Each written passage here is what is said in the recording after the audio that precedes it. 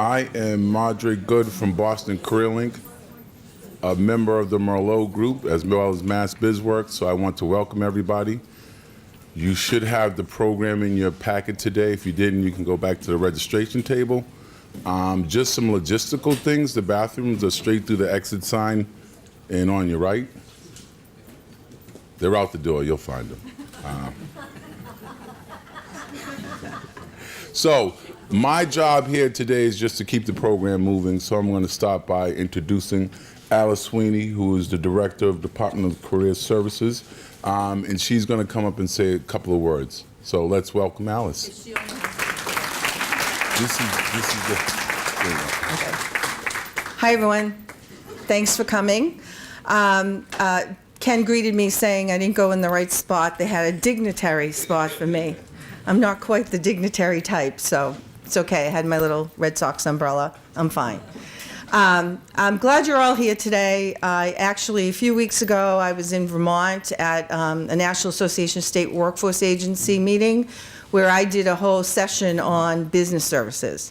And I started out by saying how we got here from there, you know, and the fact that we've wanted so much to emphasize the work that the career centers do with businesses for so long, and things sort of got in our way.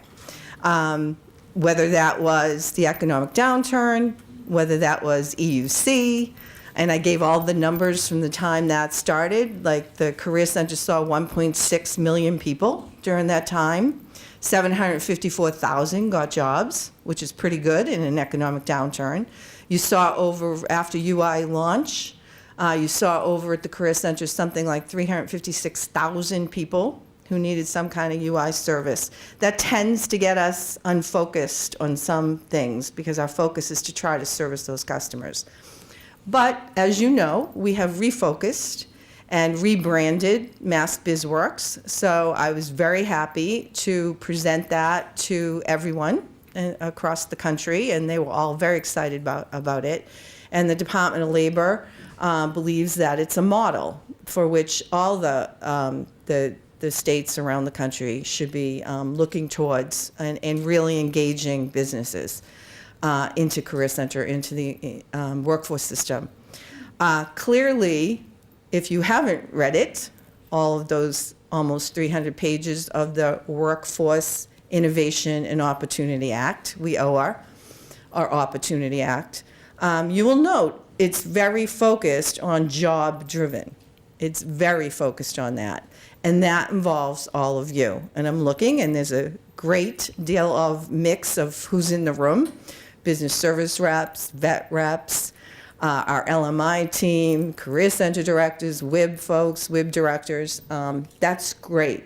That's huge because we all have to start thinking job-driven and what that actually means.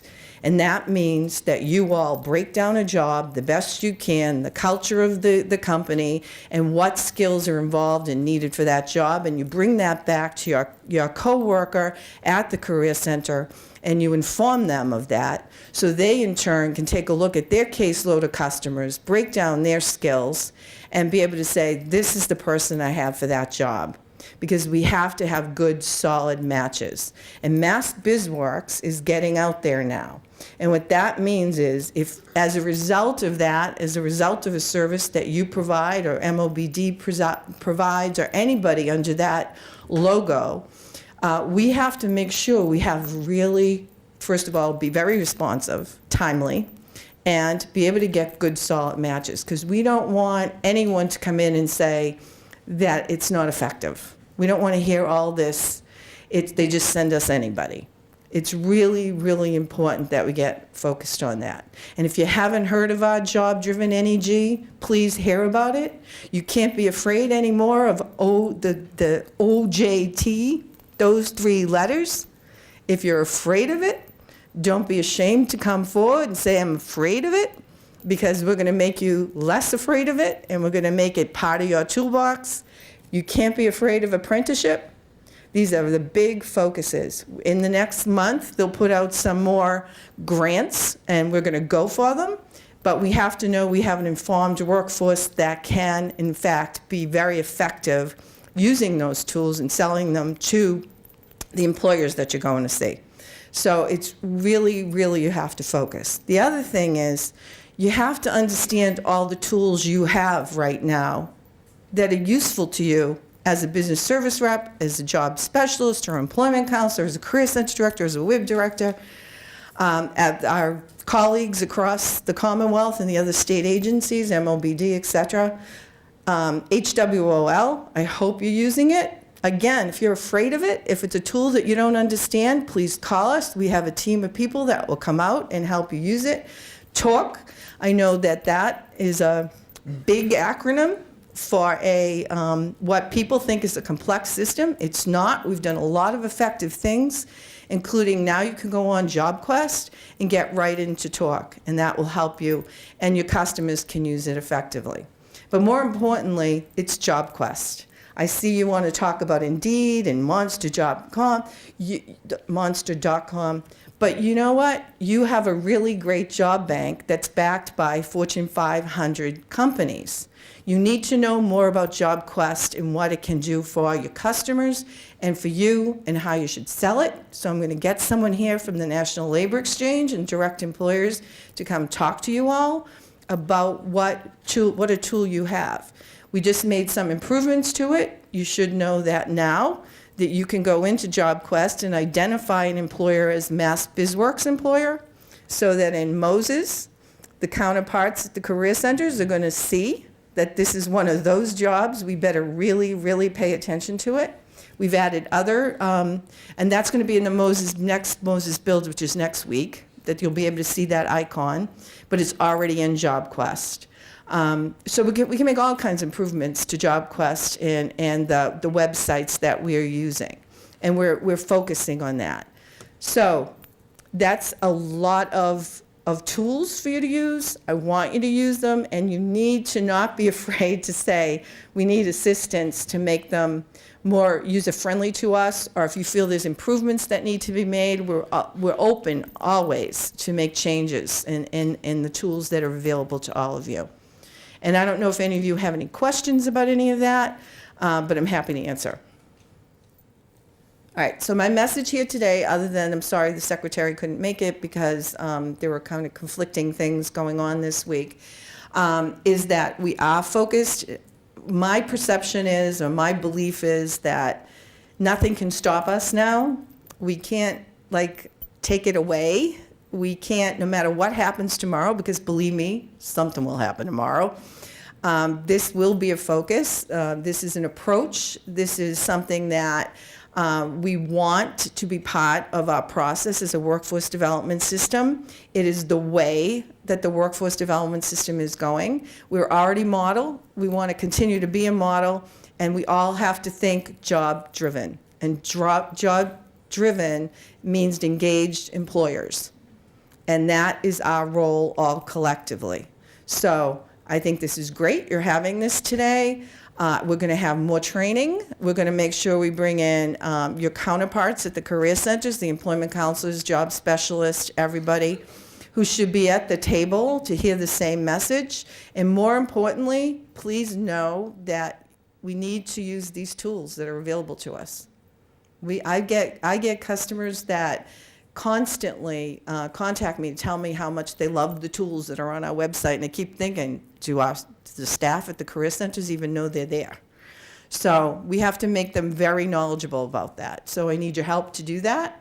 And as I say, if I have to go to 33 sites, I'm happy to do that. And bring that table of folks back there, a couple people I see from our LMI team, with me to do exactly that and introduce you to all those tools. Great, thank you. Thank you, Alice. And just to support what Alice is saying, one of the LMI team members were in our shop last week training some of our staff on some of those tools, so it's definitely needed and useful. The old days of career advising with just pen and paper are gone, so we want to support what we're doing out there. So next, a person who doesn't really need an introduction, but we'll introduce him anyway, Ken Messina, who's the Director of Rapid Response. More importantly, he's a business champion. And one of the things on a daily basis, you can always see Ken engaged on his phone with a business trying to support them staying here and growing in Massachusetts. So, with no further ado, we're going to have Ken come up, who's the head of Mass Biz Works, and acknowledge some folks who've been doing the work and say a couple of words about the overall Mass Biz Works. Ken? There you go, sir. How's everybody doing this morning? How's everybody doing this morning? All right. Hey, do I need this microphone? Yes. I've been told I have a pretty big mouth, but I don't know. So, what I first want to do is acknowledge the fact of what we've done, where we've come, all the different services and the coordination among all the people around the room, because I'm going to tell you this right up front. This is one team effort that hasn't been duplicated, hasn't seen for a long time, and I'm going to show you some comments that you all said about the program that we have. So this is a celebration, so I want you to get up off your feet, give yourself a big hand, and I want to really give Merlot a big hand, because I'm going to tell you right now, Merlot's starting this and having this going on since 2000. Come on, get off your feet and give yourself a big hand. Let's get it started. Let's get this party started, right, folks? Come on. All right, so, when we talk about team, we really mean team. I mean, we've got Susan Quinones here from the MWPA. Hey, Susan. Nice work with that. I mean, Merlot, we don't need to mention the fact, we have Madre here, Harry, John McCarthy, Maureen Schumacher. I'm leaving people out. I don't want to do that, but a lot of work went into putting this whole thing. Kevin DeLynn over there. I'm sorry, Kevin, buddy. Kevin, come on, buddy. When you're talking about IT stuff and everything, I just fall off the platform, and then there's Kevin. He has it all together. I don't know how he does it, but he does, really. So, Kevin, thank you very much. They gave you 45 minutes. That's right. They gave you 45 minutes. I got a lot of shit to talk about. No, but seriously, when we talk about a team effort, I like to make sure that everyone gets their due. And again, MWPA, the Mass Web Association, Alice, we were there last night, Don Gillis, everybody all around the table. Where's Jeff Turgeon? He hiding over there in the back? No, there he is. No, what'd you say, you're not hiding? Okay. No, but the bottom line is everybody contributed. MOBD, I don't know if they're in the house today, but everybody deserves a shout out because we couldn't do it alone. It's all about coordination. It's all about everybody participating and working together. And I'll tell you, I'm really excited about this, if you can't tell already, that we finally got business services at the top of the heap, okay? We're really thinking that way. We've been thinking that way for a long time, but it really shows that everyone's talking about it. You heard Alice talk about, the Biz Works program. She's been promoting it across the state. Secretary Caprillian's been out there promoting it across the state. We're hoping that, we know Governor Patrick knows about it, and whoever the new governor is going to be, we want to make sure they know about our Mass Biz Work program and all our collaboration of what we're doing here. So again, I want to thank everybody for collaborating so much on this program to make it the great program that it is. And Alice told you, in the very beginning, we had 13 different states that received grants. I'm going to tell you this right up front, right from USDOL, Washington, they recognize our program as the program that started from the ground up. Yeah. Come on. And I like that, Harry. So when everyone hears something you want to cheer about, give it a yeah. Come on, let's go. All right? So it's a team effort. Mass Biz Works is never, business services, really, it's never been like this before. We're all together, we're all working together. If I forget someone, give me a yeah, Ken. You forgot this guy or whatever it is, and we'll put him in. So, why don't we click through there, John, by Vanna White. You can walk back and forth if you want. But what are you doing to me, John? Okay. That's the first one. So where did we start? When we first started, the Mass Biz Works program, we went out to all the different partners, and we really wanted to talk to them about the seriousness of pulling business services together. We invited everyone to participate, and I'm proud to say over the last 2 years that we've been doing this, I think just about everyone has. We've got some other folks that have come in I don't know, Alice, kicking and screaming maybe. I think after everyone saw what we had, they were pretty happy with it though. So it's really, really been a team effort. And you can click through. And really this tells you when we first started, it was called Expanding Business Engagement. What's it called now? Biz Works. You see that cool sign over there? United Long's been doing a lot of work. I want to just recognize United Long. United's like our marketing guru, so like, you know, she knows everything about marketing, but when you talk about it, she goes, oh, don't talk to me, don't. United Long does a lot of work out there, so she deserves a lot of credit. Diane Hurley here from the Job-Driven NEG.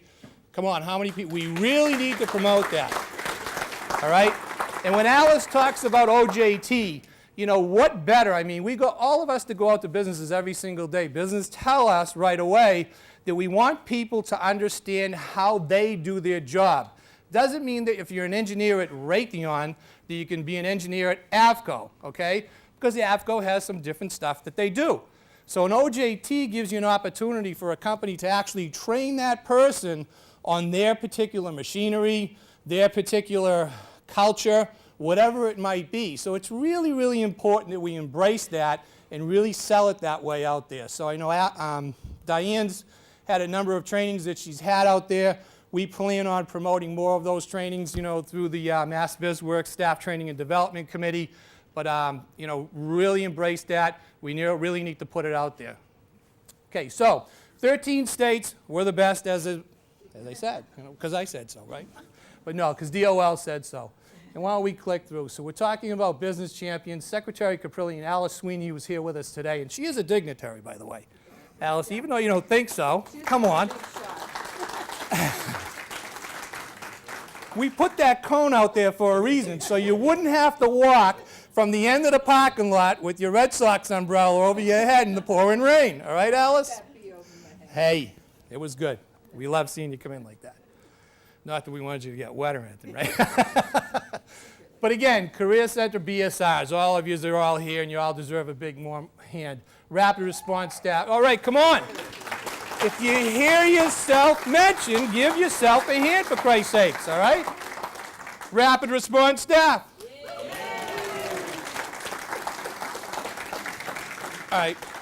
If MOBD didn't come, I'm going to, yay! Come on.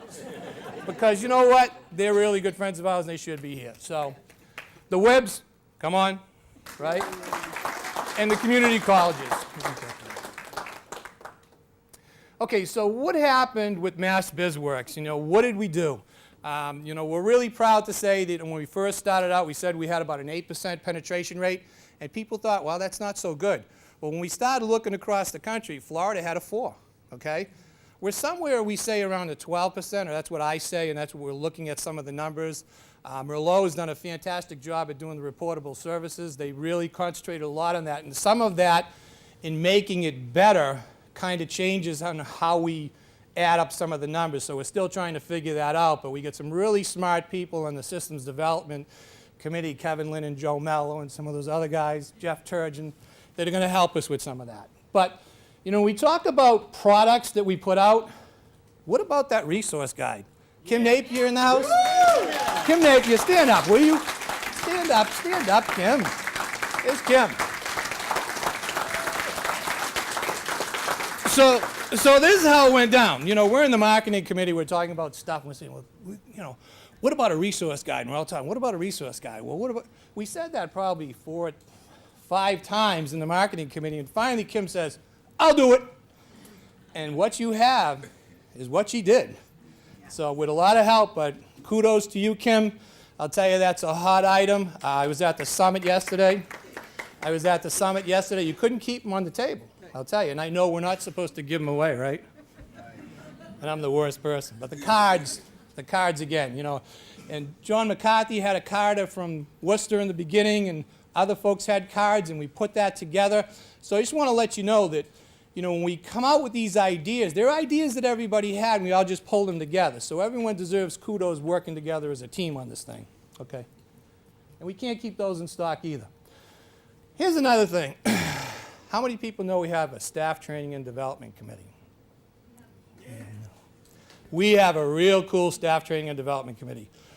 We trained 120 BSRs and business service representatives in trainings that I'm telling you right now, the folks that are involved in this, and I'm not going to give justice because I know I'm going to, Marjorie Good was on it, Gail was on it, Maureen, Carol, Ann Darris. I mean, if I forgot, do me a favor, stand up if you're on the Staff Training and Development Committee. Just please stand up.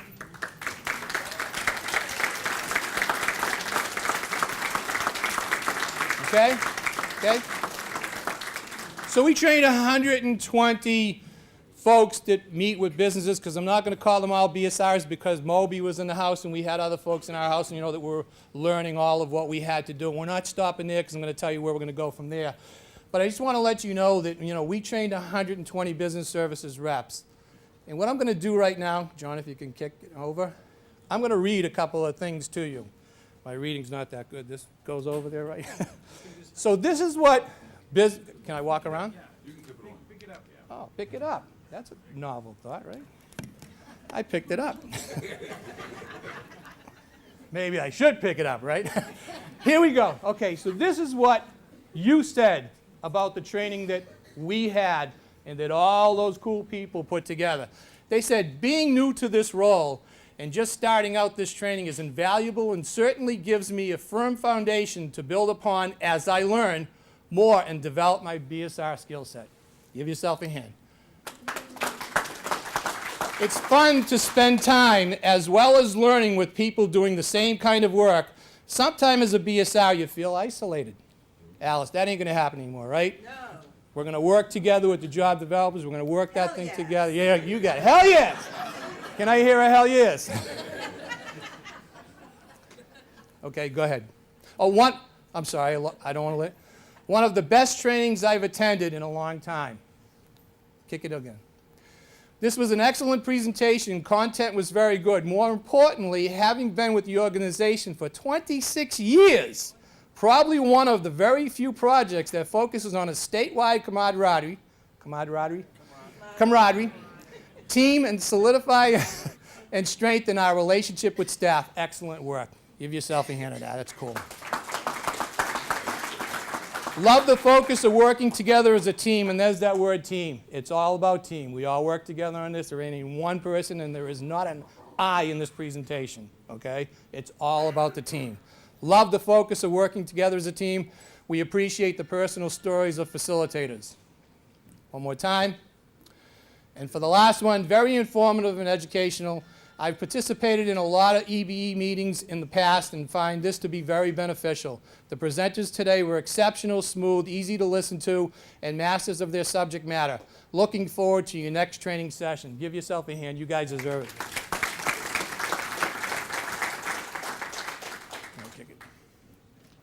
Next. Okay, so there's a couple of other things that have gone on. That systems development group that we talk about, that real smart group, if they're in the room, you want to just stand up real quickly? Come on, Kevin Lynn, Joe Mello, Jeff Turgeon, Brian Ottlinger, John McCarthy. Okay, so when we talk about a dashboard, this is what we tried to do, or what we're trying to do in the systems development group. We're trying to get all the systems talking together, okay? We're trying to get MOBD, Salesforce to talk to the state's Moses system, and ComCorp, Salesforce to talk to us, and the systems that we have in the community college all talk together. So that's kind of a task to do that. So what we thought of in that systems development group was to pull together something pretty neat and novel, and click it. I think it's there. Ah, there it is.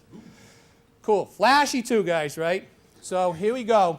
We have a dashboard. This dashboard actually compiles all of the different services that all of the different programs and all of the different agencies are doing in one spot. Now, we did have a blip in it, and I want to just let you know that we're working on that.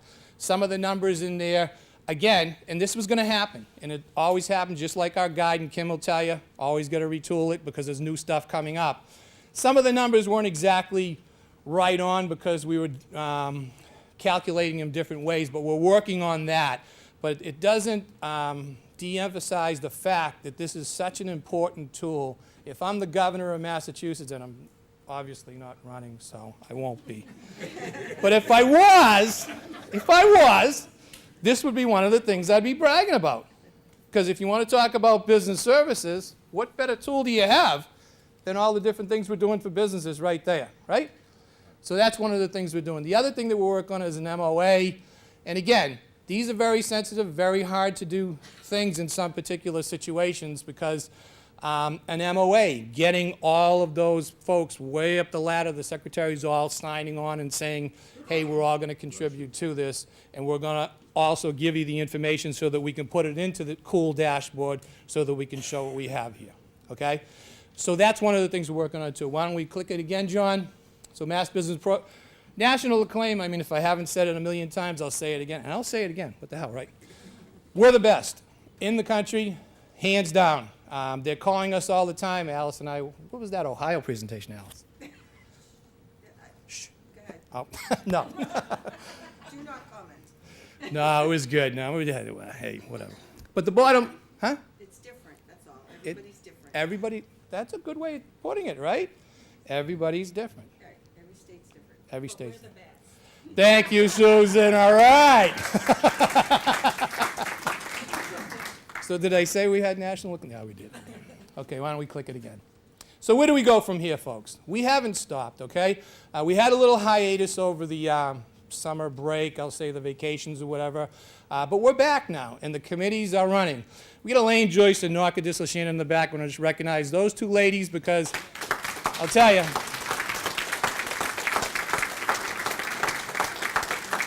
without those two ladies, I'll tell you right now, you know Ken's a scatterbrain. I'm all over the place, and Alice will tell you that. Ken, you're here, you're there, where are you? What are you doing?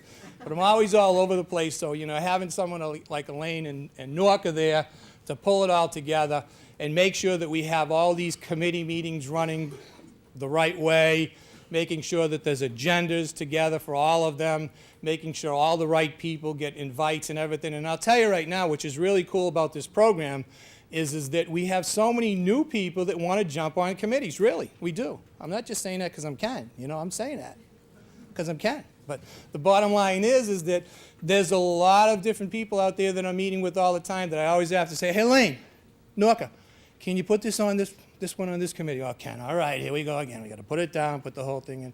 But they do. So thank you very much for all you do. And just a quick shout out too, because credit where credit is due, Lisa Casey. Alice, huh? I told her, I says, and Maria and Lisa Casey, I should say, because I'll tell you right now, you know, paying the bills is a hard thing to do, right? All of us know you never want to pay a bill anyway, right? Do we want to pay all those bills out? But the bottom, no, I'm kidding, Harry. I'm kidding, we're going to pay.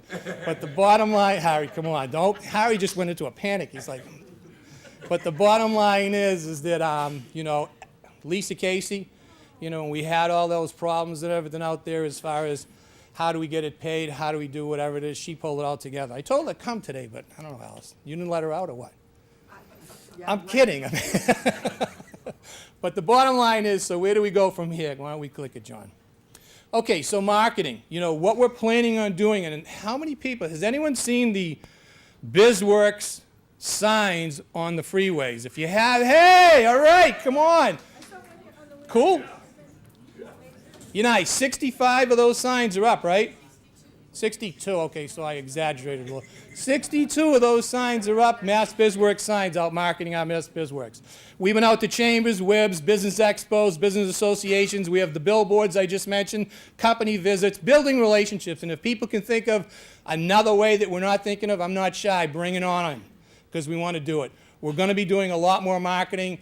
At our last marketing meeting, we talked about a marketing plan. We're working with Ellie as well, too. I don't know if Ellie's here with her group with the career centers as well. Ellie, how you doing? Okay. But we're all working together to try and do the best we possibly can with marketing. What we do know is that, you know, 85% of most businesses employ 50 or less employees. I'm not telling the BSRs anything they don't know.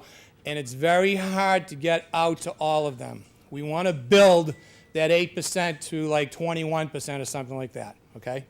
So the marketing is going on. Staff training and development. We're looking at a large number of, what do you do? I got excited. Can somebody call Vanna White up? I don't know. No, John, we love you. But staff training and development, we're looking at upping the ante in staff training and development. I know that we had a really good training program. Now we're going to get specific. We're going to talk about a lot of the different programs, partner up with Diane Hurley in the apprenticeship programs and the job-driven NEG program, right, Diane? But I was talking to Sue Ingram. Sue Ingram here? Sue? Hey, hi. That was a pretty cool conversation in Lawrence we had, though, right? Yeah?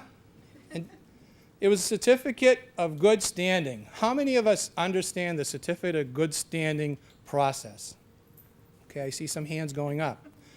And it was just a by the way conversation we had, Sue, right? Because this is how things happen or whatever. As we saying, wow, how do you get a certificate of good standing? We went on the system and looked at it and said, maybe we need to add that to our staff training and development curriculum.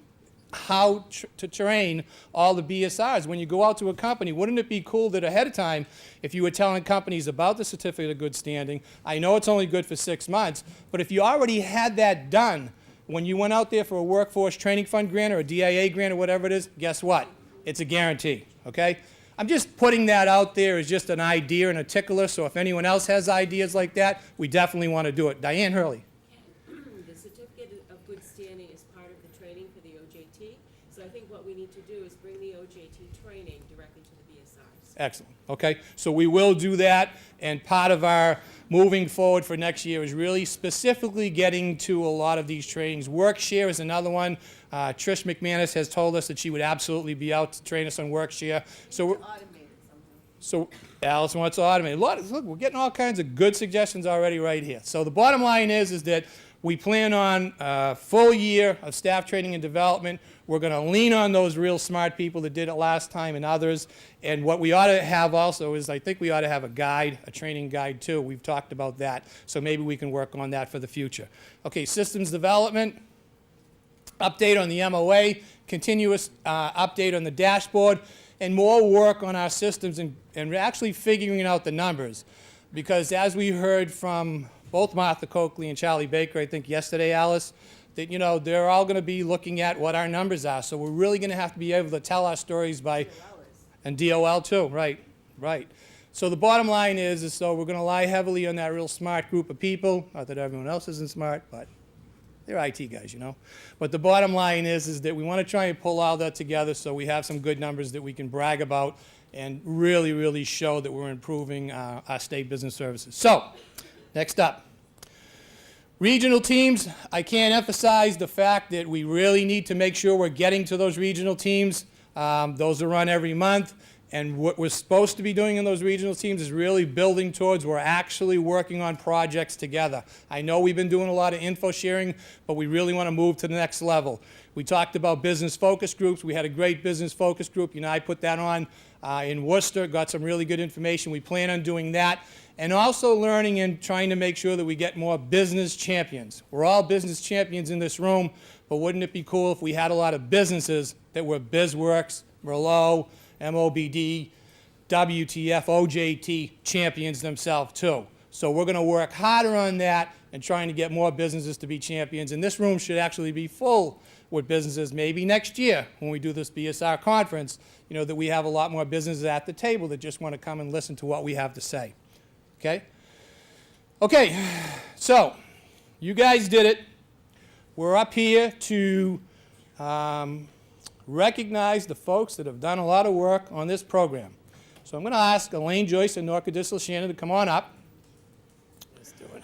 Okay, so again, if you're not on the list and we forgot you or whatever it is, that's my bad. I accept responsibility for anything that goes bad with this stuff. But the bottom line is let me know because we'll make sure you're taken care of. All right, so we want to start off with the marketing committee. And what we're going to do is just have you come up, and we got a pretty cool cup for you up here. All right? So I think that's pretty cool. So we're going to just call off the names and just come on up, and our lovely assistants will help you with your prize.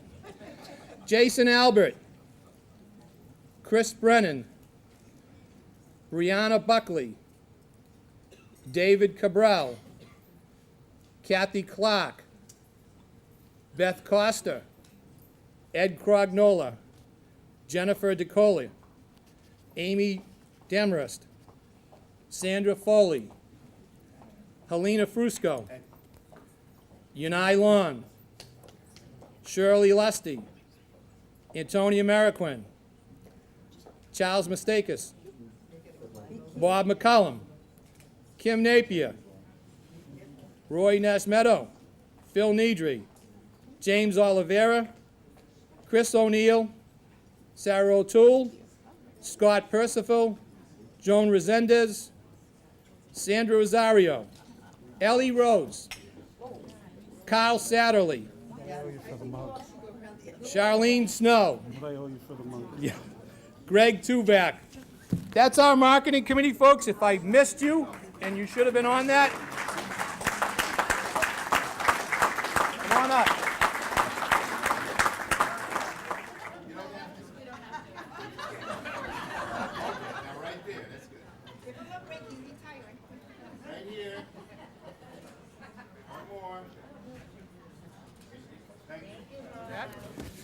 Okay, systems development, Les Abramowitz. Where is Les? Is he here today? No, I didn't see him. We'll get him. Joan Boucher, Arthur Chillingarian, Mike Cochran, Francis Gray, John Killiam, Kevin Lynn, John McCarthy, Joe Mello, Brian Ottlinger, Donna Ramos. Donna here? No. Buddy Roca, Jeff Turgeon, and Scott Farrier. It's our systems development group.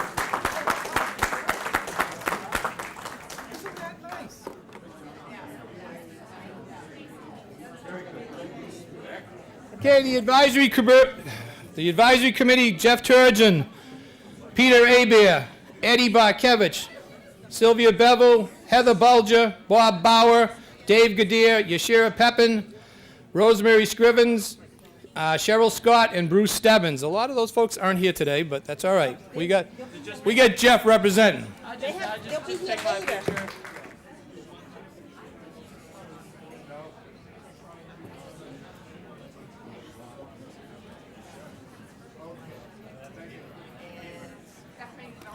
Okay, so since I'm not above embarrassing anybody, and I know they're talking right now, so we'll get them really good, I'm going to bring up Alice Sweeney, Susan Quinones, Diane Hurley. Come on, for honorary mention in Mass Biz Works. Come on up here. Picture with your cup. Let's go.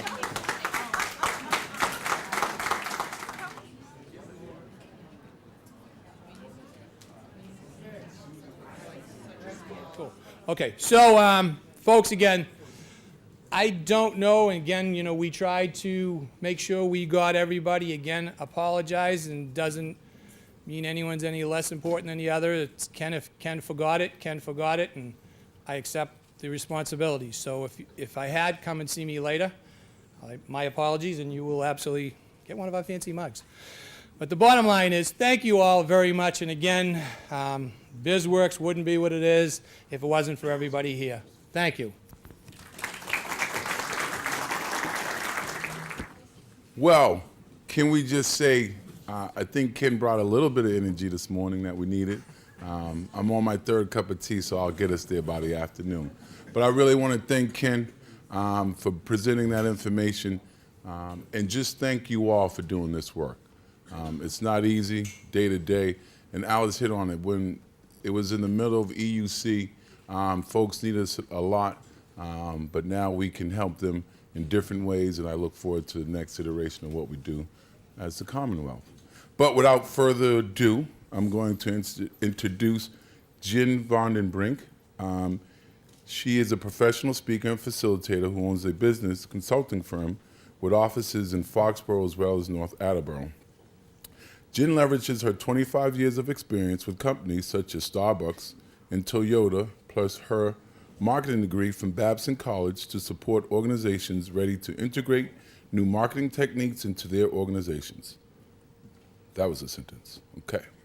She is proud to have worked with Mass Bankers Associations, Simmons School of Management, Office of Career Services, the Mass Small Business Development Centers, and the Centers for Women in Enterprise.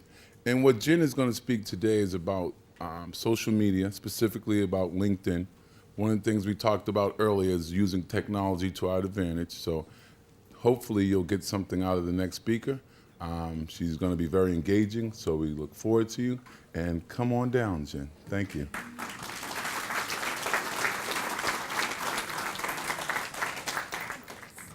All right, so then this I can hold? Yep. Okay, perfect. Good morning. How's everybody doing this morning? Awesome, I love that. I was saying earlier, there's so much great energy in the room, and I really appreciate that. At that 10 o'clock time, usually when everybody gets a little drowsy, so thank you for having the energy this morning. Yes, we're going to be talking about LinkedIn. How many of you are currently on LinkedIn? My heart beats very nice about that. And we are going to really talk about a couple of different things that you can utilize with LinkedIn in your roles, in your various roles within Biz Works. So if we want to go ahead, excellent. LinkedIn's mission, if you haven't read it before, is really to connect the world's professionals to make them more productive and more successful. So hopefully what I share with you this morning will prompt some ideas or maybe some conversations within your organizations on how you can utilize LinkedIn to really be more productive and successful in engaging businesses and sharing the resources that you provide. So we're going to talk about 3 areas that LinkedIn can help you with. The first is, or tactics that you can use, is connecting, publishing, and engaging. The first being connecting. How many of you within the last 30 days have connected with somebody on LinkedIn?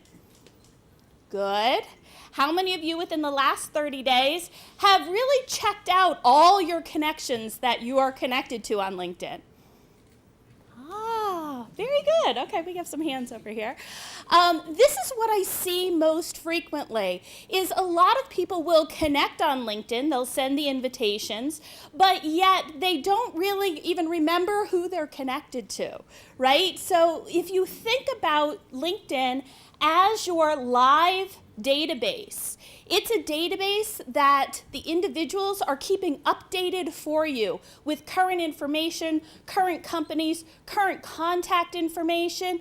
It's better than an Outlook or an in-house database because we know in this day and age with people changing jobs so frequently that it's hard to keep your information updated, all right? So if you think about LinkedIn as your live database, you want to think about, okay, who should I be connecting with if I want to really utilize this as a resource for sharing the resources that we provide?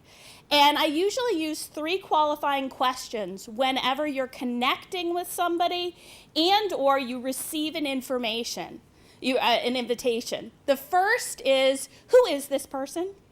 Right? Look at their profile, check them out. You know, are they within your area? Are they businesses within your area? Do they represent businesses that you may want to perhaps present to or talk to more about your resources? Check them out. So the first question is who? The second question is, and this may sound a little self-serving, but what's in it for you to connect with them? Okay? The reason I ask that question when I'm building a connection or building my database within LinkedIn is it is your database. So you want to know why you're connected to that person and what's in it for you to be connected to that person. And if you can just answer that in one simple question, such as, I'm connected with this person because they own a business within the area I serve, and I'd like to get to know that business more. Awesome. There's an answer right there. If it's, now, you know, again, I get LinkedIn invitations from lots of different sources. One was an Indian tour guide out of Dubai or out of wherever. And I was like, okay, so I checked out their profile, figured out who they were, and then I said, what's in it for me? Why do I want to connect with this person? I'm not planning any travel anytime soon, right? And so I said, you know what, this is a person that I don't really want to connect to. Right there in that second qualifying question, I was able to keep my database clean. And that's what's very important. If your database is clean, it has people within it that you want to engage with or that you can possibly help, then it's going to be a more productive tool for you. The third question, and this is the hardest one, what are you going to do to foster the relationship? Now we all went, oh, I have no time for this, right? But social media, LinkedIn being one, is all about the relationship. It's all about building the connections.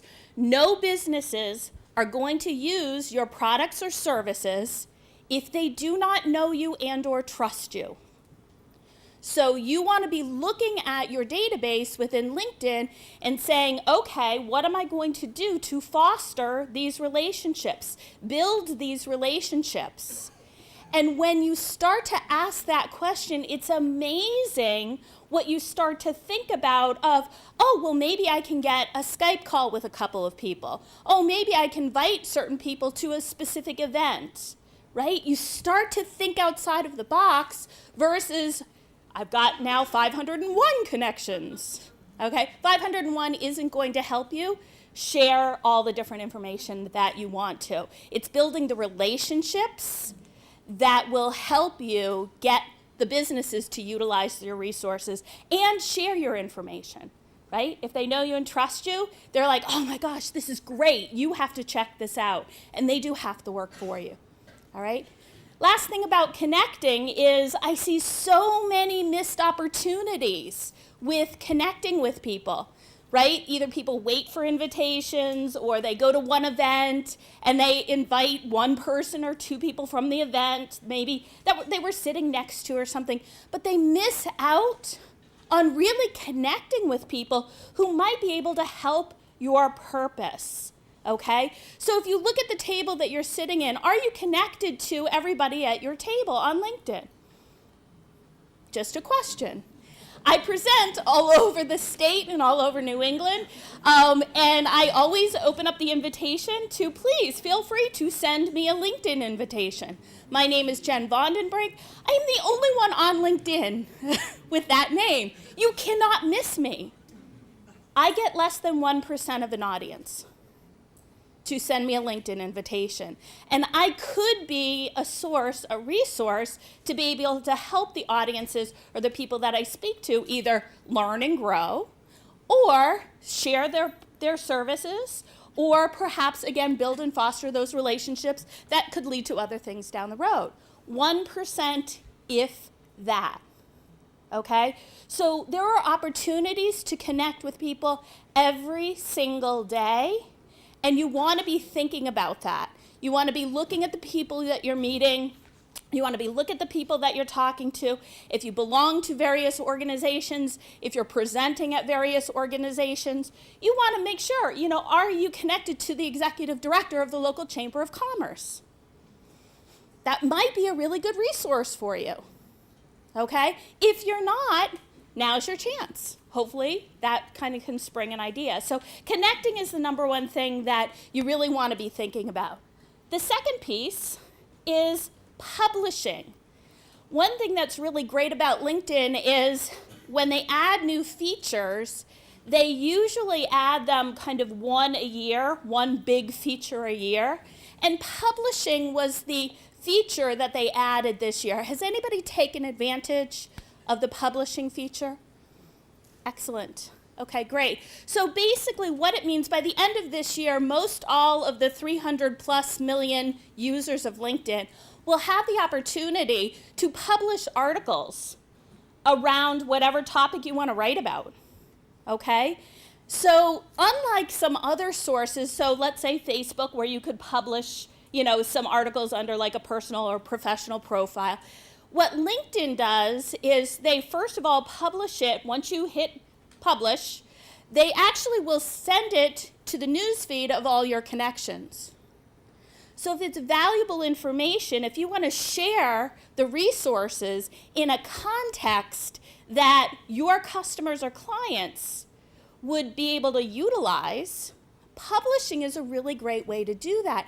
And you know what? In today's age, these don't have to be long articles. 500 words, right?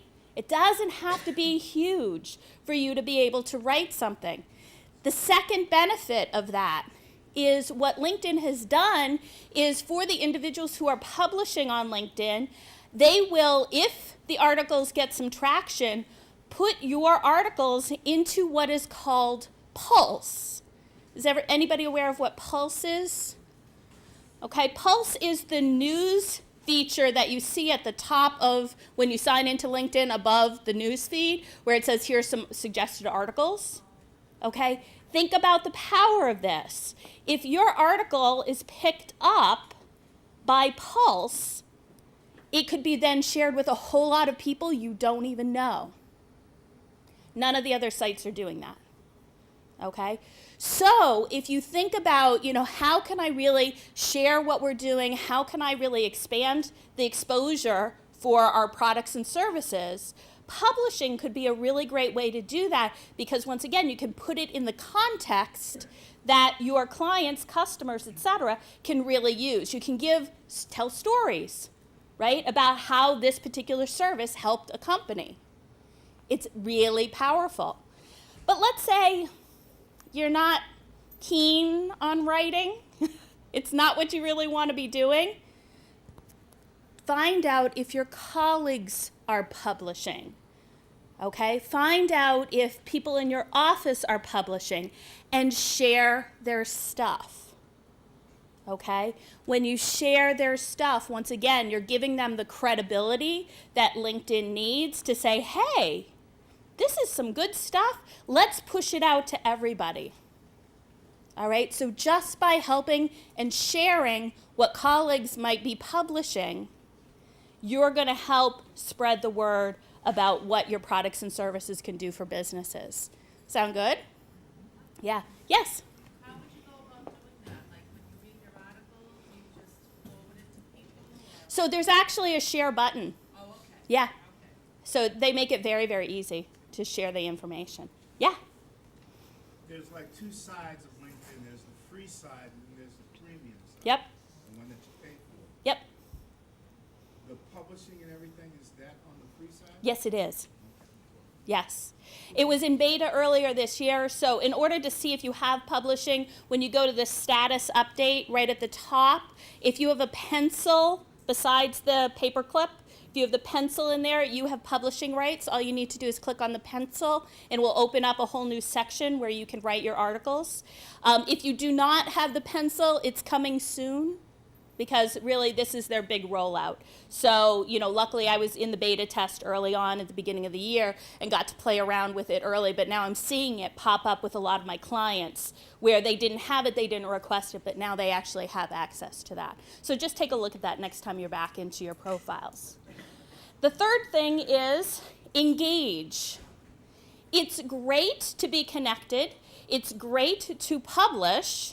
But if you're not engaging on social, especially LinkedIn, really you're invisible, okay? And when I say engage, that's commenting, that's liking, that's participating if you're part of a group, okay? You can't just lurk. Now I know we don't all want to be lurkers out there, but you can't just lurk and think you're going to get a benefit from it. It's kind of like going to a networking event and standing in the corner. If you think you're going to spread the word by standing in the corner, it's not going to happen. So you want to really start to engage with your database, engage with your connections. And even if that means right now, happy birthday, congratulations on the job, if that gets you started, awesome. Soon then you'll be maybe reading some of their articles, maybe you'll be finding some information you want to share, etc. Answering questions within a group, but starting just with the happy birthdays, congratulations on your new job, congratulations on your work anniversary, keeps you in front of those connections. The reason that I've gotten to work with Starbucks is the fact that I actually worked for them for 10 years out here on the East Coast as well as out in Seattle, which was fabulous. It was an amazing experience. But the way I keep in touch with a lot of those folks is through social media. And in many cases, it is just the congratulations on your promotion, congratulations on this, etc. The power behind that is, so I've been gone from the Northeast region here, I would say probably 10 years. And they invited me to come to one of their regional women development seminars, because I'm actually going to be a featured speaker for them for next year and part of their development program. So they wanted to show me what the format was, etc. I walked into the room, stood off to the side, right? By the time I actually surveyed the room and was looking around, I still was in contact with 30% of the people in the room. And I have not been working in this region for 10 years. Not only that, people that I did know very well still with the company came up and we were talking about, logistics or whatever. And my friend was saying, oh, so, isn't it nice to see some of the people that we know? And I said, yeah, but there's Megan, and she's now in the Warwick store, and there's Martha, and she's over in, the Durham, New Hampshire store or whatever. And my friend turned to me and said, how the heck do you know that? And I said, social media. So I was actually able to have current conversations with these folks rather than, hey, so what's new? Or what's your name again? I can't remember, right? I was still very current with what they had going on. It doesn't take a lot of time. It really doesn't. It just takes a little bit of effort. If you spent 5 minutes a day, you do your email, you go in for 5 minutes in LinkedIn and did some of this stuff, you would be amazed over the course of 6 months how many people you've touched that maybe you hadn't talked to in a really long time. So engagement, very important if you want to help spread the word. So I have some additional tips, just kind of on what you can do on a regular basis. So 7 best practices. The first is update your profile. Please update your profile. Does it have your current information? Does it have your current contact information? Do you know, and I'm pretending this is a phone, people can access you through LinkedIn on their phone. They can call you through LinkedIn on your phone. They can email you through LinkedIn on their phone. So what if they had a question, right? And they didn't have your email address, but you had connected on LinkedIn. They could get in touch with you. All right? So very, very important that that all of your information on your profile is as current as possible. The second best practice, include links and documents on your profile.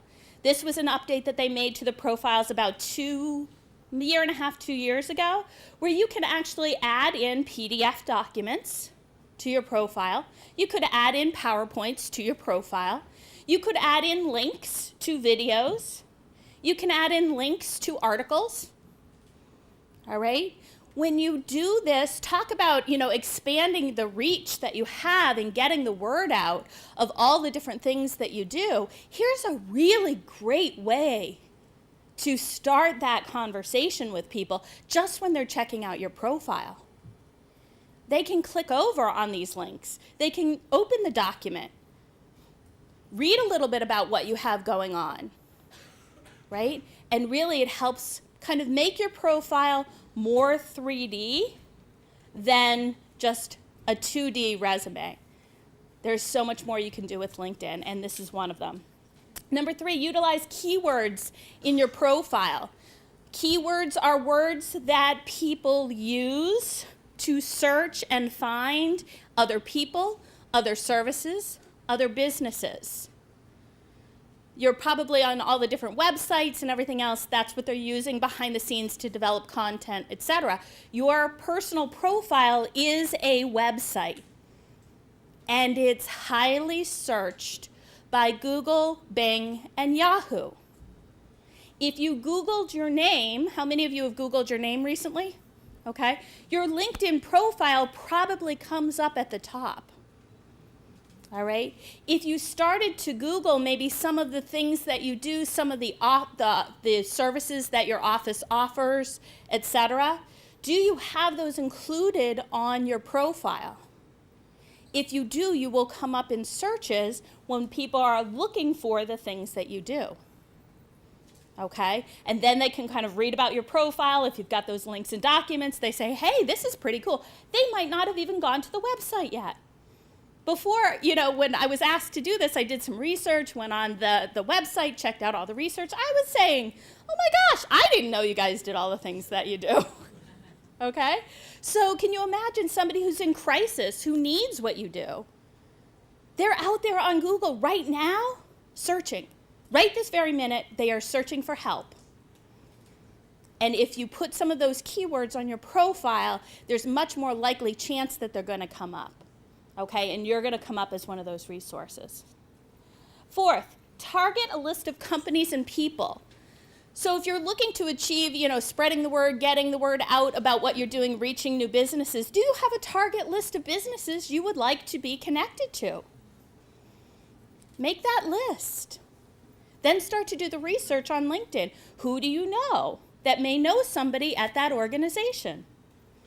If you've really built your list and you've stayed engaged with your list, it's very easy then to say, hey, can you introduce me to John at EMC, because I'd really like to meet him. It makes it so much easier. If you don't have a targeted list or targeted people you'd really like to get to know better, then you go into LinkedIn and you end up in the social media vortex, right? You're like, oh, click.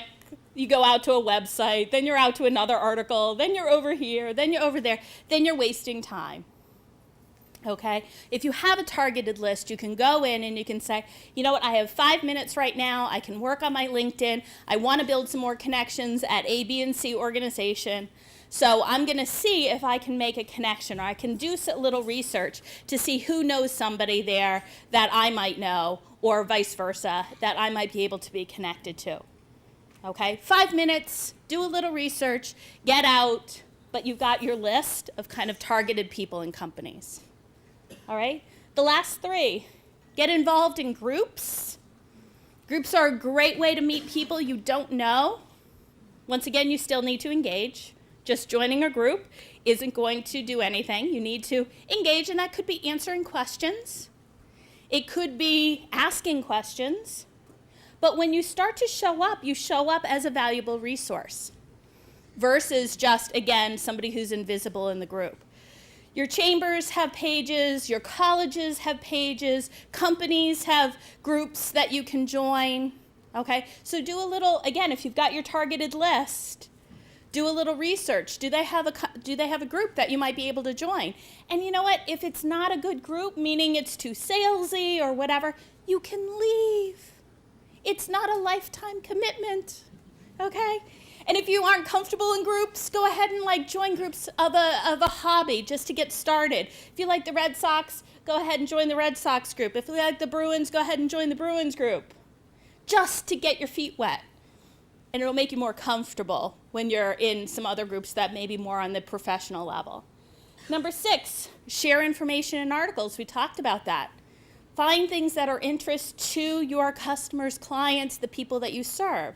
Share that information. And then number 7 is set a schedule for yourself for time limits.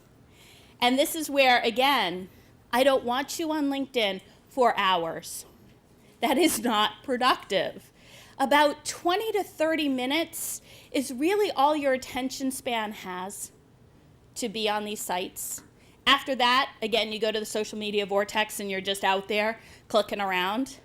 So set aside 5 minutes. Set aside 10 minutes. If you're going to be engaging in a group or something like that, I call that online LinkedIn networking, then maybe that's 20 minutes, okay? And then get out. I make my clients literally buy a kitchen timer.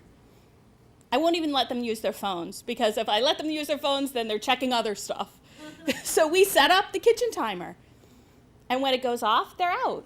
And it takes a while to get into that habit. So if you build that habit, that becomes part of how you do your job on a daily basis. It makes it so much easier to really feel like you're getting something out of the platform. So then I just want to leave you with this last quote, And this is from Reid Hoffman, who's the founder of LinkedIn.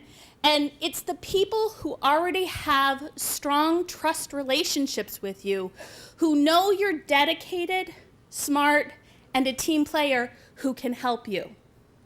That should be your purpose. Building a database where people regard you as smart, dedicated, and a team player. Then you've got something really viable to work with, and LinkedIn can help you do that. We have about 5 minutes. Questions? Who's overwhelmed? No. Yes. Do you feel there's any value in these testimonials and also in the endorsements, please? Absolutely. So testimonials or recommendations, there is huge value there because you cannot alter them. They have to come from that secondary source. You cannot, kind of type your own stuff in and say, hey, sign this, right? They have to type it in. You can ask them to alter something. So I have had some come in with spelling errors or that kind of thing. So you can send it back. And you can hide or unhide recommendations. So, if you get something and they turn out to be a convicted felon down the road and you don't want it on your profile anymore, you can take it down. So once again, it's not a lifetime commitment.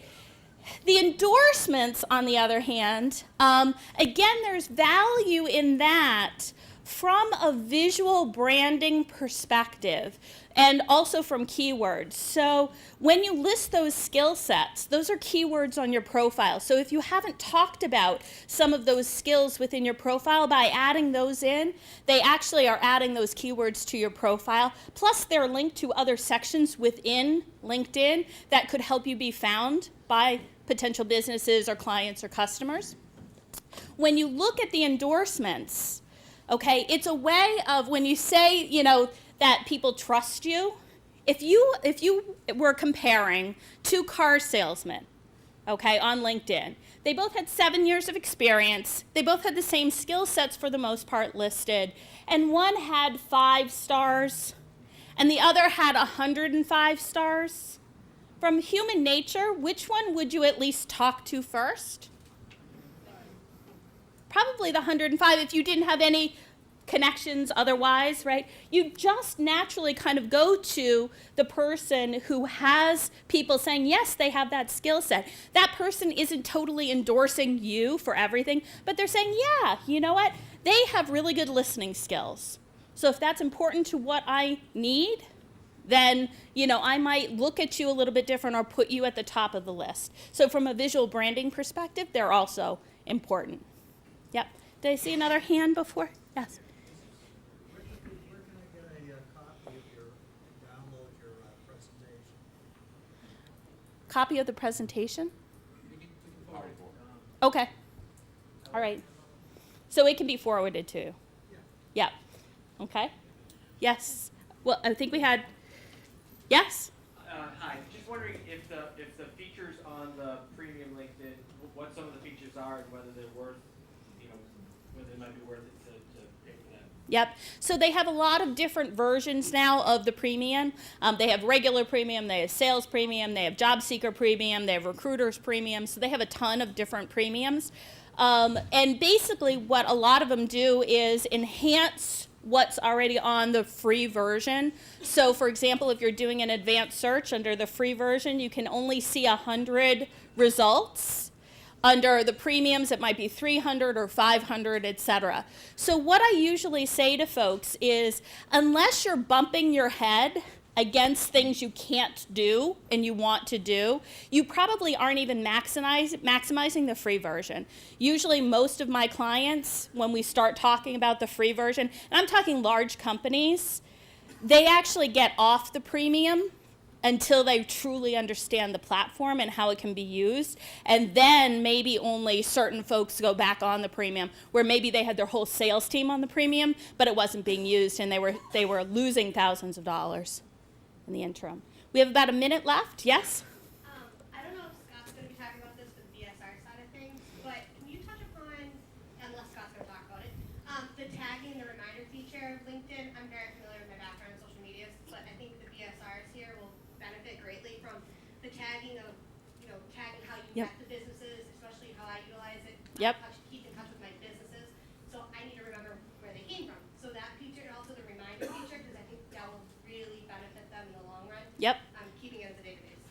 Are you going to talk about that a little bit? I'm tagging a little bit. Okay, so basically when you're connected with somebody, there's a new relationship tab. This was last year's edition. And if you go into the relationship tab to one of your connection, there are all kinds of features that actually allow you to use LinkedIn as a CRM or a client relationship management tool with reminders, with all kinds of stuff. So if you give them a couple of examples on tagging, but you can go in and check that out. It's amazing. So you just go to your connections profile and that tab is already there. You don't have to do anything. So, and it can be very, very helpful in keeping in touch with folks.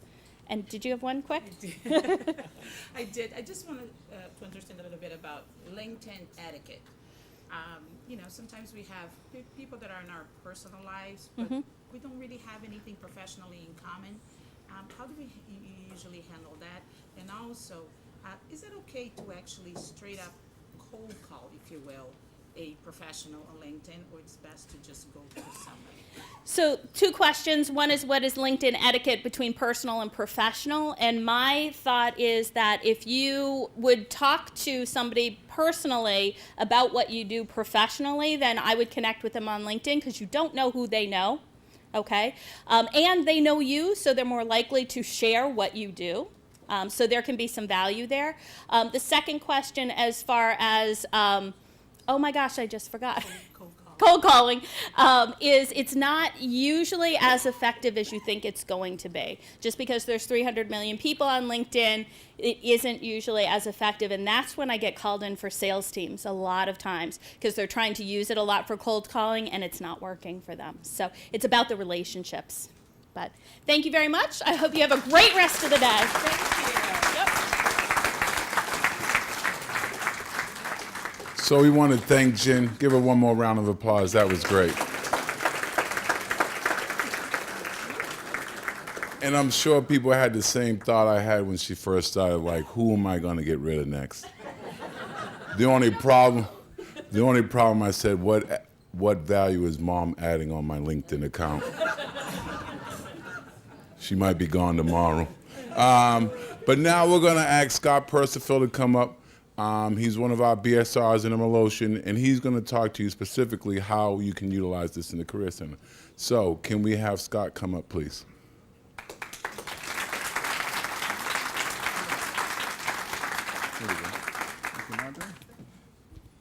Thank you, Madre. I have nowhere near the depth of knowledge that Jen has, so I'm not going to attempt to go anywhere near some of the areas that she touched on today. And there are probably BSRs that use it more than I do, so Brianna, please go easy on me later. Okay, John. Oh, wrong one. No, sorry. Actually, my daughter's killing me at Temple Run. If anybody can tell me later how to fix that, I'd appreciate some help with that. All right. We use at the North Central Career Center a multi-tiered approach, including LinkedIn, but mostly for a marketing perspective. When we do any kind of an event that involves employers, we use, like I said, a multi-tiered approach. Email blasts that we use a crystal report from Moses. We do press releases, PSA announcements to all the local media. We do local cable access TV shows. The 3 local mayors, Fitchburg, Leominster, and Gardner, all have their own access TV shows. And we go on that periodically, usually just before an event, to promote the event and to promote other events that we have coming up, as well as Mass Biz Works. I was on the Leominster show last week, and we talked quite a bit about Ken, and we actually played Ken's video on the Leominster show last week. So he's going to have you back, I think, Ken, on that show. LinkedIn plays an important part in connecting with businesses in our area, including senior management, and I'll get into that in a minute. Next one, I guess, John. Well, you're good. After our Moses email blast to businesses, we send follow-up invites to job fairs, business workshops via LinkedIn to all the employer connections we have in LinkedIn. Those workshops include Workforce Training Fund with Mike Corcoran, OSHA, DIA Safety Grant Training, Behind the Walls of HR, which is, it's really a job seeker event, but we invite 5 or 6 local HR and or hiring managers in to talk to a group of usually veterans. Our next one's going to be in November.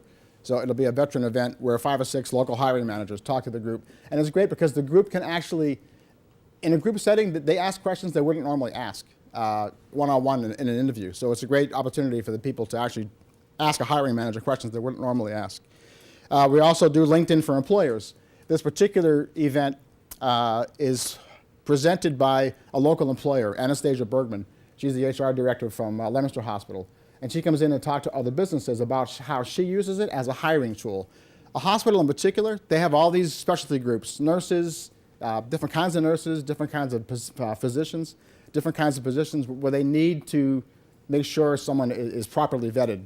So she goes into LinkedIn groups to hire a nurse. She'll go in and actually go into the nurses group on LinkedIn, and she'll start there first. That's her first place to go when she looks for nurses for the hospital, is on a LinkedIn group site for nurses. We also do an intro to LinkedIn workshop for job seekers at the event. Pardon my cold. I think Joe gave me a cold last week. Yeah, next one. We also do, oops. All right, yeah, next one, I guess. Yeah, tag connections. I talked a little bit about tags, I guess, earlier. After the initial LinkedIn announcement to all the employers' connections in our LinkedIn database, we tag senior management within those companies. So we do a complete sort of email blast through LinkedIn to all the folks in the database, and they're all employers in our LinkedIn database. We then personalize it with a follow-up. I find that after the initial blast, we do a secondary tagged mailing to the CFOs, CEOs, and it's amazing the response we get from the HR managers the next day. Oh, my boss told me to call you. So it actually works to do that follow-up email blast through LinkedIn in particular.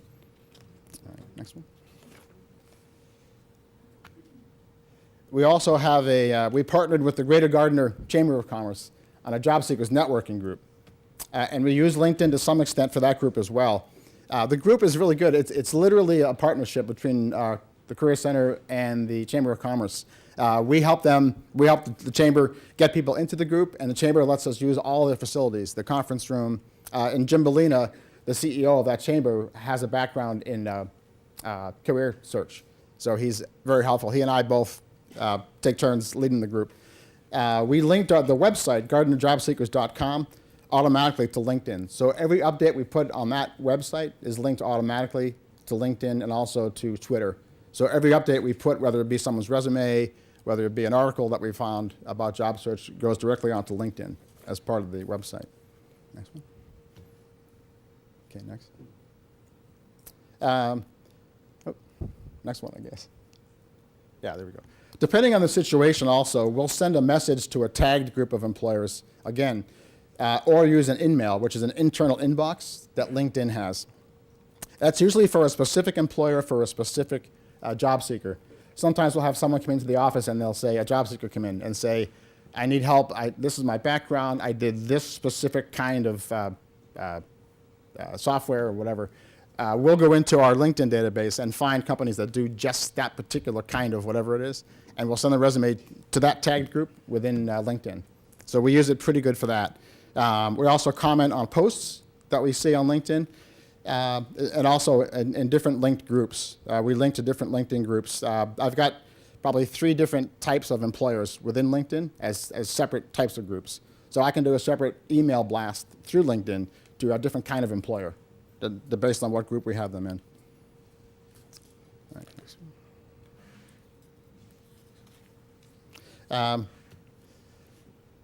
Next one. Next one, I guess. Depending on the situation, the combination of using LinkedIn with all the other sources that we use, whether it be PSAs, the mayor's TV shows, other email blasts we do through Moses, it's an excellent way for us to actually get across to businesses what the Career Center does for them. It's a huge awareness. I always get feedback from the LinkedIn posts that I send out to all kinds of managers. And it's all management that we send them out to typically, either HR managers and above. So we always get feedback when I send out LinkedIn, either announcements or articles that we send out. I think it not only strengthens our reputation as a Career Center, but also as a trusted source of information for companies in the North Central region. And that's it. I'm going to keep it short. I think any questions, feel free. Yes. We're in the process of redesigning the Massachusetts Workforce Professional Association's website.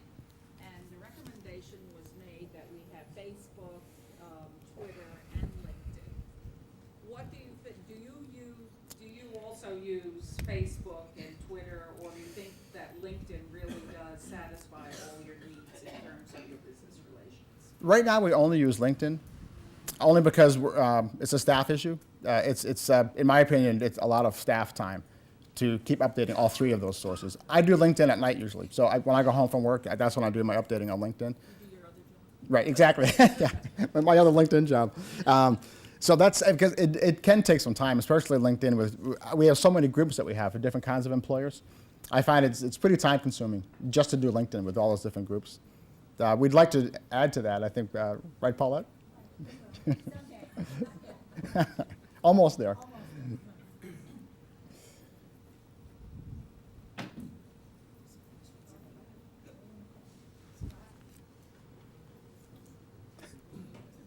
What are the, you mentioned you have 3 types of employer groups. What are the groups? Yeah, they're manufacturing, healthcare, and the third is sort of a generic senior management group.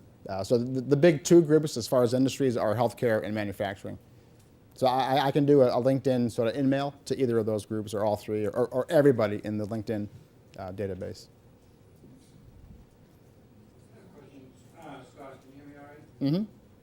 So, 2 questions, kind of basic. The first one, how do you get the email addresses for the CEO? So it seems like a labor-intensive process, but how do you mine those email addresses for the CEOs and other C-level people, number 1?